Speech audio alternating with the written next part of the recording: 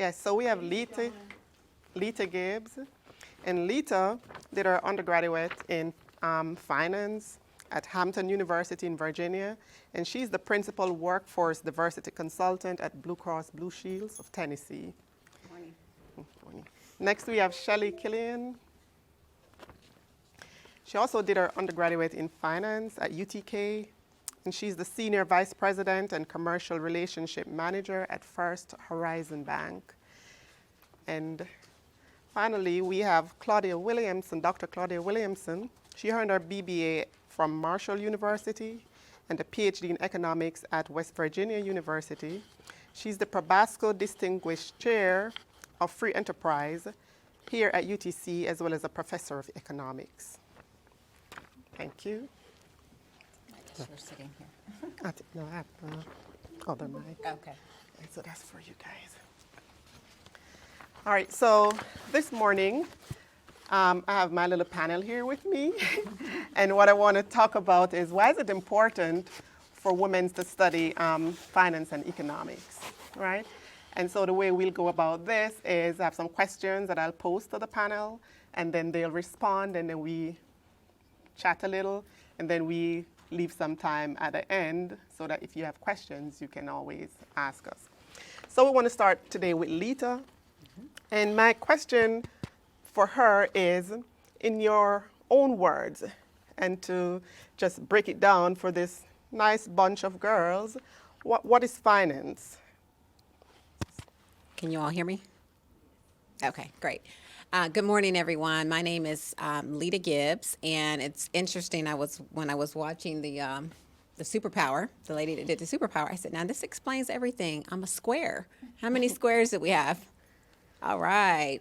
I am analytical, and I think that's how I knew that I really wanted to go into finance, is because I'm always analyzing, not just numbers, but I analyze everything. It's like before I can make a decision, I want to analyze. I want to think it all the way through. I want to know, okay, if I do this, it's going to be that. If I do something different, it could end up a different way. And so when you think about finance, finance is in everything that we do. It is interwoven into everything that we do, from you getting your grades, from how that's calculated to determining if you are a good student, if you're a bad student, how you count your money. When you put money in the bank, there's a percentage that you get in terms of your interest and all of that. So finance is really woven into everything that we do. And for me, I graduated with a degree in finance, and I only spent about 2 years in a direct financial analyst role. That was the other thing that she said a square was, this entry-level position as a financial analyst. And I enjoyed that time in doing that, but I also knew that I wanted to take finance to catapult me and allow me to be able to go into other positions. So I used the finance kind of as a springboard to be able to go into sales. Then I went into training. Then I went into leadership. Then I went into management. And I went into back to sales again, into pharmaceutical sales. So everything that I've done, even in the role that I have today, working at BlueCross BlueShield, I work as a principal consultant. We analyze data. We're always looking at metrics. We're looking at data from the perspective of trying to determine how diverse our workforce is. How many women do we have in our organization? How many minorities do we have in our organization? So I sum all that up to say that finance can lead you into so many different careers. And I remember when Dr. Lobo reached out to us and was telling us about this conference, and I said, well, I'm not working in finance now. He's like, that's perfect, right? Because I want you to come and I want you to be able to share how you leverage finance to be able to grow, be able to go up in your career and grow your career, and how I continue to still use it to this day. So as a follow-up then, Leta, I noticed not a lot of females are in the field of finance. Do you have any reason, explanations why there are fewer women in finance? Well, when I think about it, I think it's lack of information and lack of knowledge, because when you look at, if you go all the way up and within most companies, there's your chief financial officer. And a lot of those positions are occupied by white men. And so there is not a lot of representation there. And that's why I was saying, if you decide to major in finance, there's all tons of resources out there, because companies want to bring more women in. Companies want to bring more minorities in. And so I would encourage everybody to consider something that's different. Consider finance. Finance is not the one that everybody's raising their hand for. At least women are not raising their hand for it, but it's certainly one of the most important ones. And if you get in that field, you have an opportunity for a company to truly invest in you, whether that's paying tuition reimbursement, helping you to get your Series 6 and 7 license. There's all these certifications that you can get, and companies have money that they want to invest in women because they want their company to look like the people that we represent, the customers that they have. They don't want everybody that's talking to them to be a white male. They want that diversity in that perspective. Thank you. You're welcome. So my next question is to Shelly. Shelly also pursued finance. So why did you pursue finance as a field? And if you were to interest these girls in the field, or what are some of the job opportunities you would tell them about that's available in that field? Good morning. So really getting into finance for me was a little bit more on the personal side. So, I was not exposed to, a class like this or, growing up where I grew up in Middle Tennessee, we didn't really study finance in high school. We weren't taught how to manage a checkbook or how to budget. The basic things that I feel like should be taught and probably are taught more today were not taught at my high school.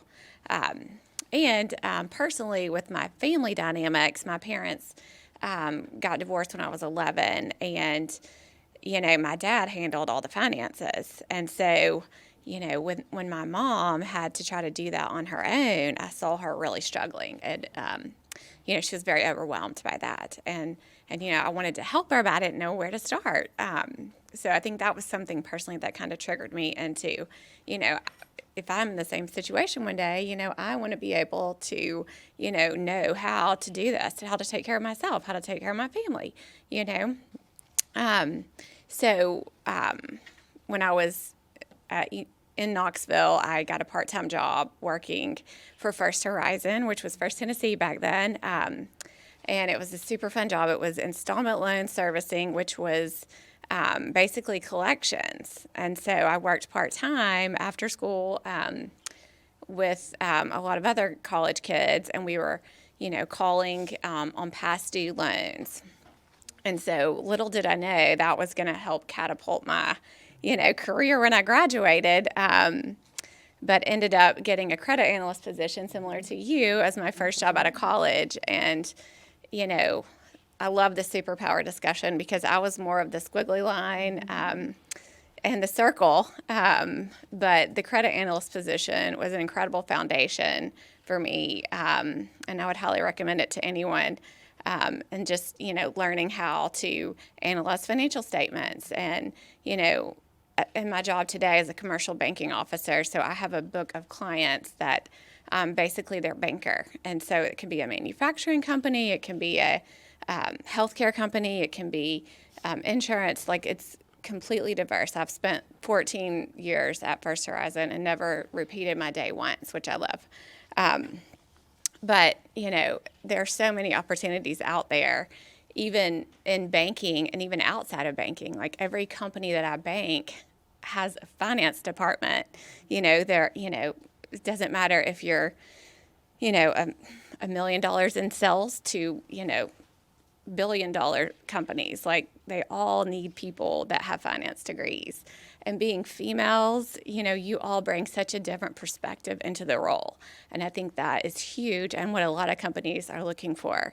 Because, we don't think like men. We think very differently. And our perspective is very valued and sought after. Okay, thank you.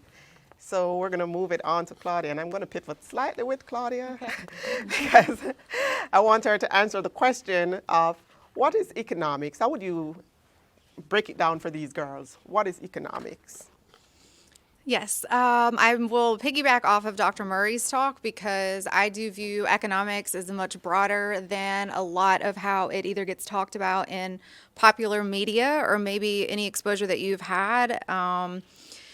What you think is not necessarily what I think most economists think of as economics. So the like big picture or the overall, my like punchline explanation is economics is the study of human action. And so that sounds much different than something that would be in a college of business. And economics actually is born out of moral philosophy. So our underpinnings, our foundation is about more of a philosophical view of the world. Now, the difference between other social sciences like sociology, anthropology, psychology is our framework. And our framework has some very core central pieces that we never really deviate from. One of them, again, Dr. Murray mentioned this, is that individuals are rational and that we respond to incentives. And with those two core pieces, that really shapes the way that we think. And so from that, that's how we are able to discuss and talk about a variety of topics. So we're never pigeonholed, which is one thing that I absolutely love about what I do, is that if you find yourself getting bored with the topic, then you can very easily switch to something else within economics. So whenever we're talking about research ideas, you can easily apply it to so many different range of topics that you would yourself find interesting. Again, Dr. Murray gave you a very excellent list. And so that to me is something that I found extremely engaging, and I didn't know what economics was when I was in high school. So I show up at college, I didn't know what I wanted to major in. I thought business, so I started taking business classes, and I was like, whoa, when I took my first econ class, like, this is a thing? Like, we can study this? Like, I already think this way.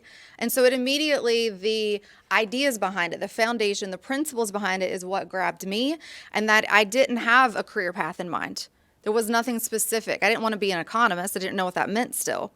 And so it was really the central, foundational way that we can think and view the world. And that just still fascinates me. And I just, every day, sometimes marvel at how powerful that is. Thank you.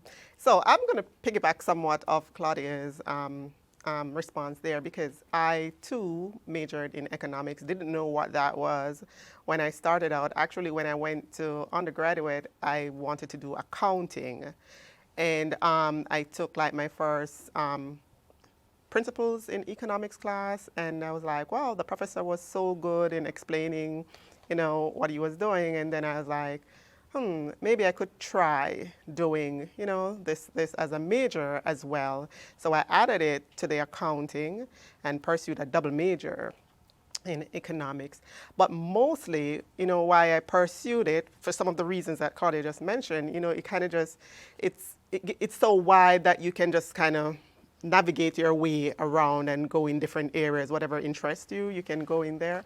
And then also, for me personally, why I pursue this field is mostly because I was curious, to be honest. I was really curious. Like, I was fascinated when I used to listen to the news back home. So I didn't grow up here. I didn't do undergraduate here. I only came here for my Ph.D. So I grew up in Jamaica. And so you would always hear like the newscasts come on, and they would tell you about, the unemployment rate and, the inflation and the growth of the country. And that, like, I was wondering, how do they know all of these things? And so I was really curious, and I was like, okay, I need to understand some more. And to this day, I never planned to do a Ph.D. I didn't even plan to do a master's. As a matter of fact, I wanted to do an MBA after my first degree.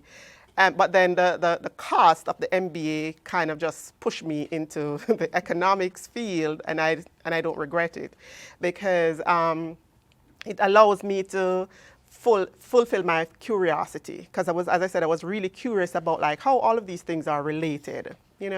How do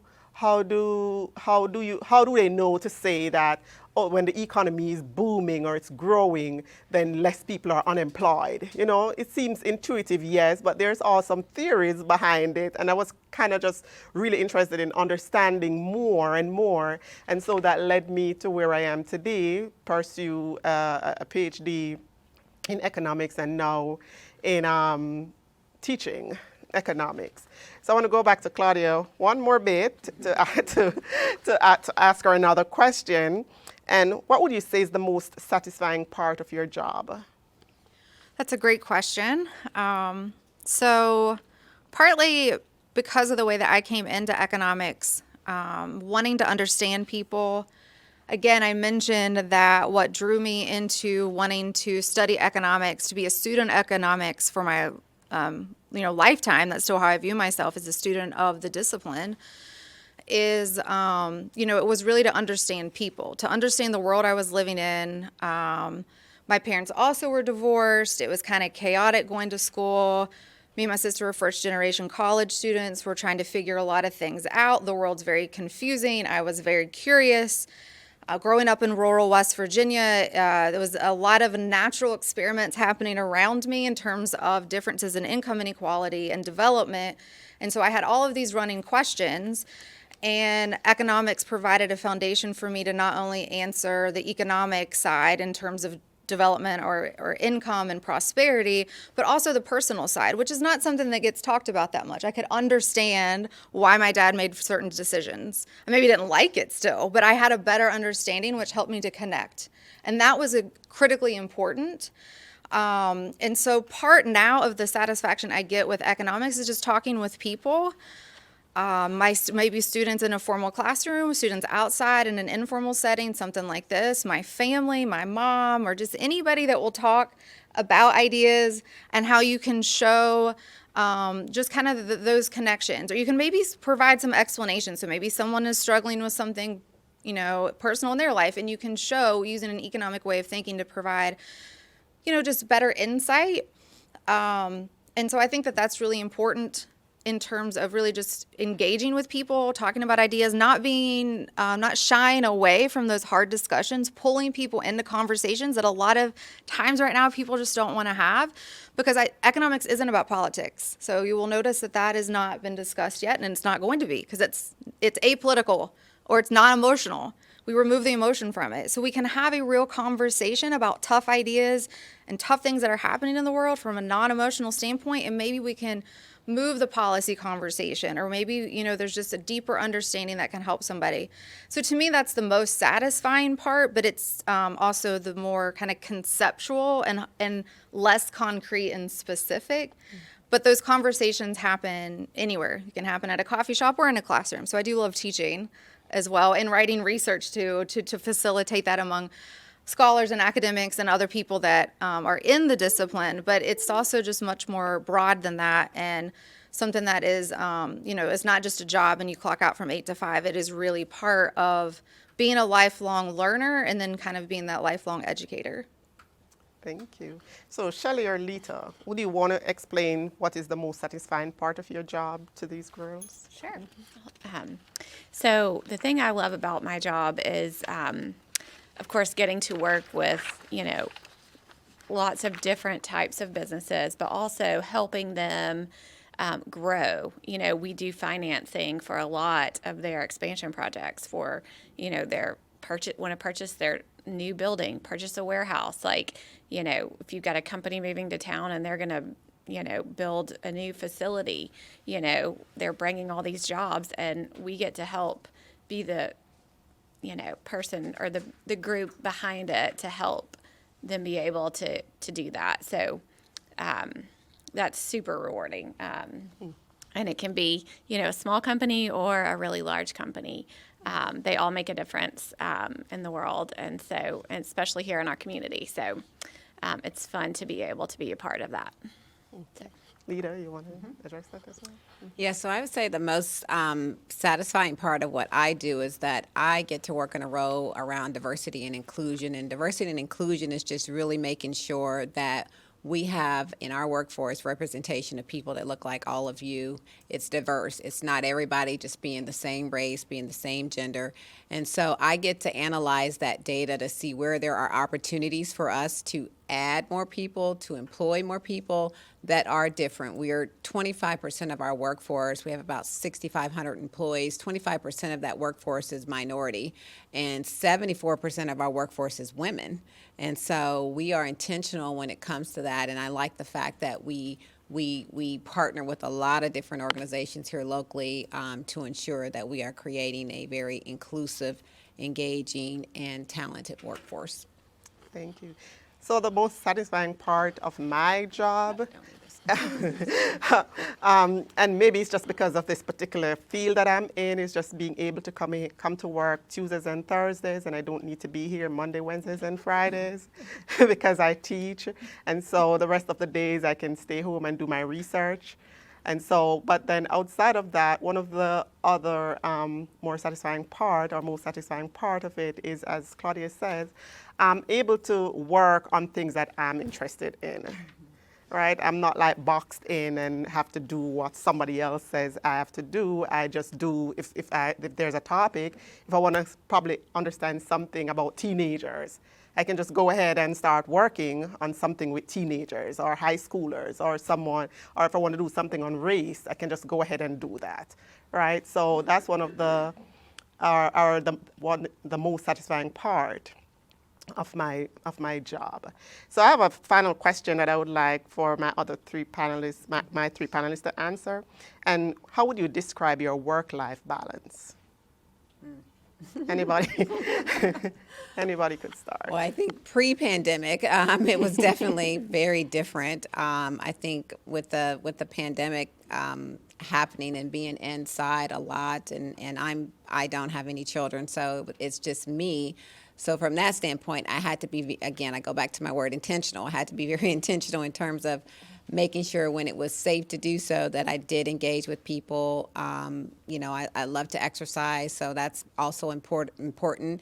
And I love doing things. I love to travel. This past summer, I was able to go to Ghana and to Cabo. So that for me is balance, when you can get away from work and you can do something fun. You can hang out with your friends. You can learn a different culture.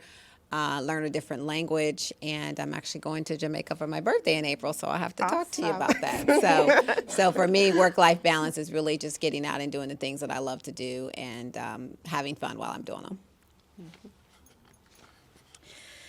Well, I think it kind of ebbs and flows, I would say this, probably over the course of my career.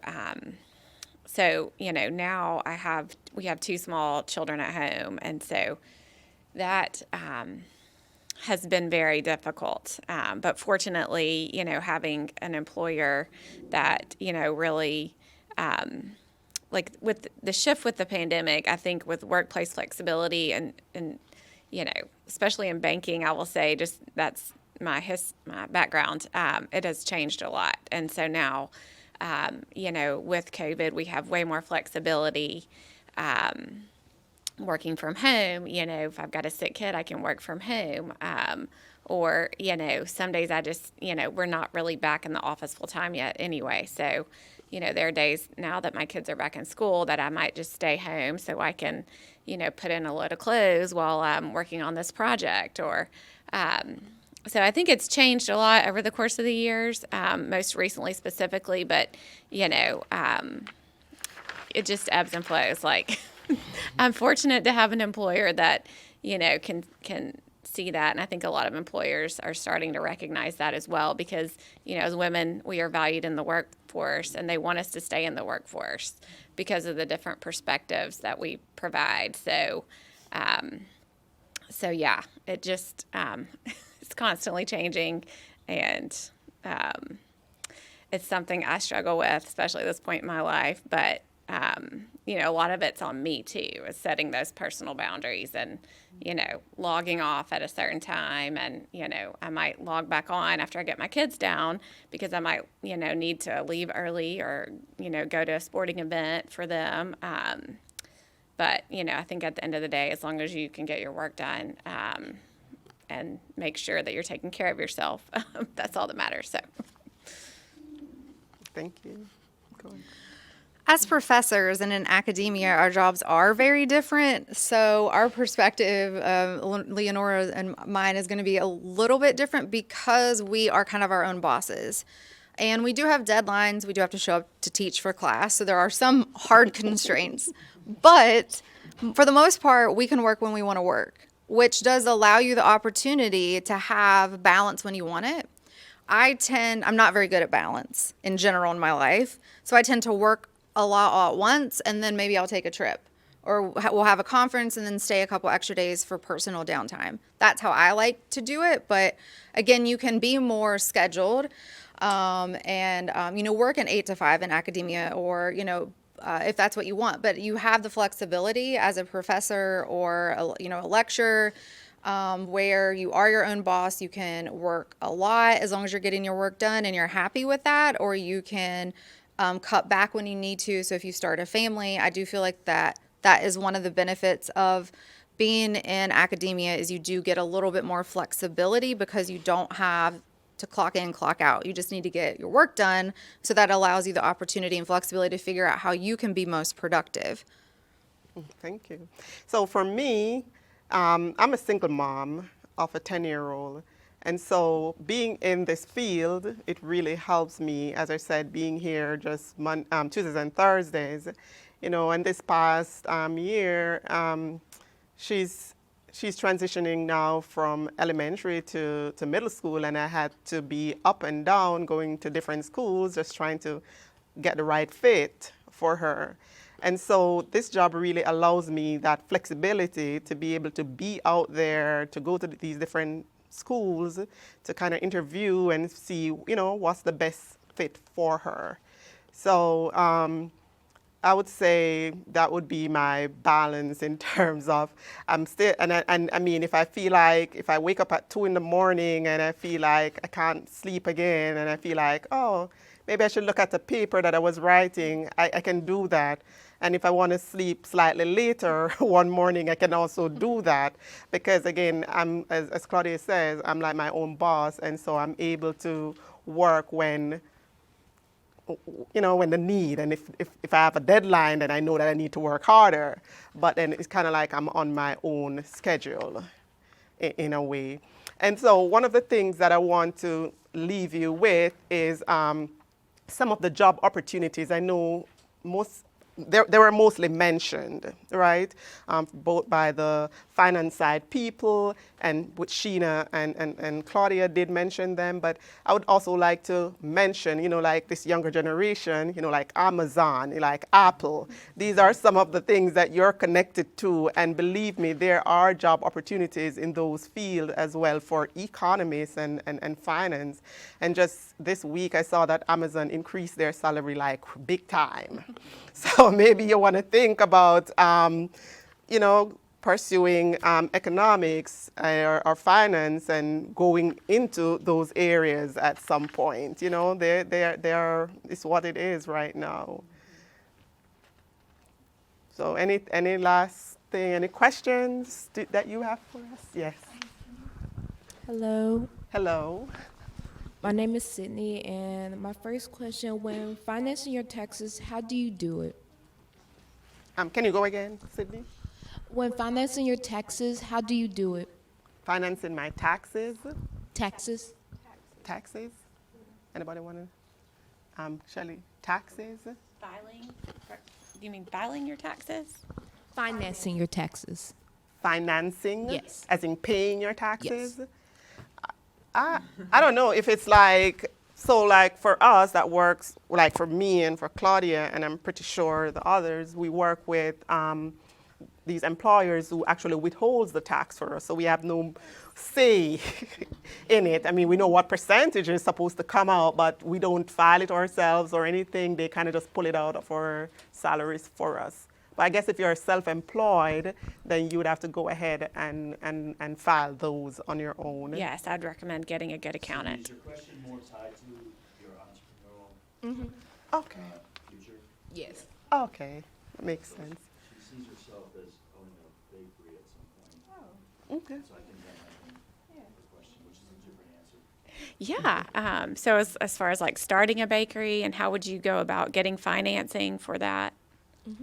And so, yeah, I would definitely say a business plan is a great way to start. Of course, you're going to have your business plan and, work with a banker or, an accountant, probably both, to help you figure out, kind of what your cash flow is going to be and what type of debt service that you can, how much of a loan you can get, basically is going to depend on kind of what you foresee, what your pro forma cash flow is going to be. So when you're going through your business plan, you're going to be working through, what you estimate your monthly sales to be, and, how the business is going to grow.